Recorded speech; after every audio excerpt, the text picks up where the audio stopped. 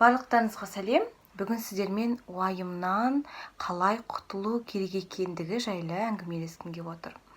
Мысалы, өткен шақта бір іс-әрекет болды, келеңсіз жағдай болды. Сіз ой елегіңізден қайта өткізе бересіз. Осы шақпен тамсануға, осы шақпен өмір сүруге сізге мұрша бермейді, өмір сүруге сізге кедергісін жасайды. Немесе болашақта бір келе жатқан бір оқиға қайта сізді уайымдата береді. Оны барлығымыз білеміз, уайымнан еш пайда жоқ, тек қана керісінше өз кедергісін туғызады екен. Сол ситуацияны одан әрі ушықтырып жіберетінін білеміз. Сол үшін уайымнан арылу өте маңызды екен. Жалпы, стресстің адам ағзасына деген әсері мен айтпасам да белгілі. Дегенмен айтып кетейін, ойыңызға түсіру үшін ол сіздің жүрегіңізге әсер етеді, давление, мысалы қысым, адамның қысымы көтеріліп жатады, психологиялық ауруларға келіп соғады, тіпті адамның бет келбеті өзгеріске ұшырайды, жаман болып кетеді. Мысалы, адам уайымдағанда түрін жаман болып кетті ғой деп айтып жатады, әжімнің ерте шығуына әсер етеді екен. Сол үшін уайымнан құтылу өте маңызды. Ал енді методикаларға кеттік.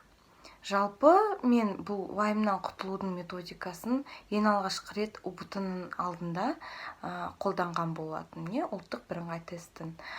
Сол кезде есімде барлығы қорқып кіріп, жылап шыққан кезде мен жүрегімдегі тыныштықпен кіріп, тыныштықпен шыққан болатын. Сонда барлығы маған қарап таңғалған болатын. Тіпті барлығының ата-аналары жұбатып жатса, мен шығып өз ата-анамды жұбатқан болатын. Сол есімде қалқапты. Мені білетін адамдар болса, есімде ол.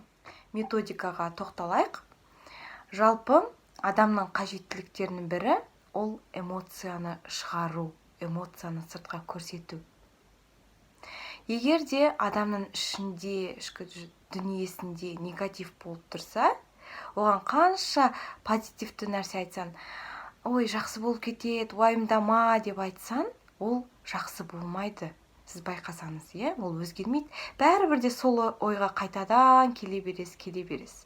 Сол үшін міндетті түрде негативті шығару керек.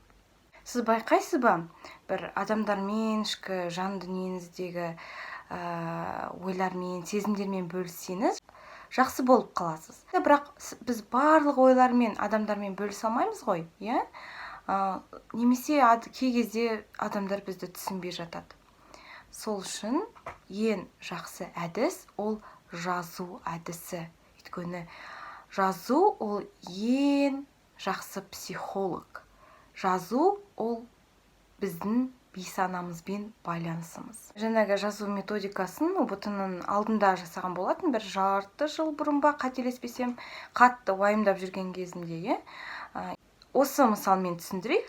Ол үшін не істеу керек? Ең бірінші, қағазбен қалам алып, сізге ешкім кедергі жасамайтын жерге барып, отыруыңыз керек. Содан кейін сол қағазға мені не уайымдатады деген сұраққа жауап жазыңыз. Мысалы, мені не уайымдатып жүр? Сіз жазыңыз. Мысалға алатын болсақ, мен қорқамын, мен грантқа түспей қалам ба, содан кейін қалай оқимын, менің өмірім сонымен құртылады ғой, болашағымды не істеймін? Ойыңыздағы уайымыңызды жазыңыз, ойыңызды. Екінші сұрақ, мен не сезініп жүрмін? Немесе мен не сезінемін? Бұл жерде жазғанда эмоция керек. Эмоциямен жазыңыз. Мысалы, мен қорқыныш сезініп жүрмін, мен қорқамын. Керек болса, керек жерде шимайлап алыңыз. Немесе бір сөзді үлкен бір параққа жазсаңыз да болады. Бұл жерде эмоциямен жазу керек міндетті түрде. Барлық эмоцияңызды сол жазумен шығаруларыңыз керек екен. Барлық эмоцияңызды шығарып болғаннан кейін сізге позитив келеді. Кішкене келесі сұрақ, мен қорқатын жағдай болып қалса, мен не істеймін? Осы сұраққа жауап беріңіз. Мысалы, жаңағы жағдайда, менің жағдайымда, мысалы мен грантқа түспей қалдым. Ал жарайды, грантқа түспей қалдым дейік. Мен не істеймін? Мен варианттарын қарастырыңыз.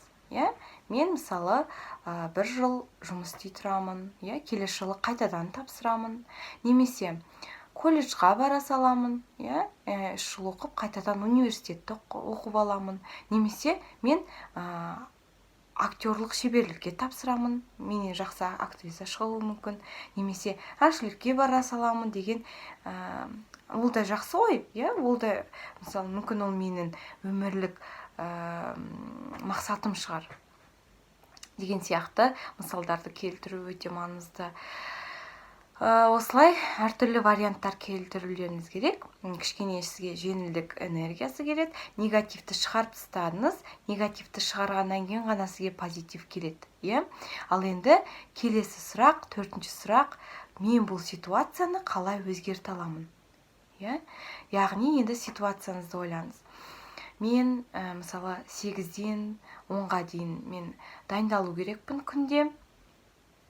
Мен осынша уақытты тестқа арнаймын, мен осынша уақытты мына сабаққа арнаймын деген бұл ситуацияны жақсарту үшін қандай іс-әрекеттер жасауым керек деген сұраққа жауап беріңіз.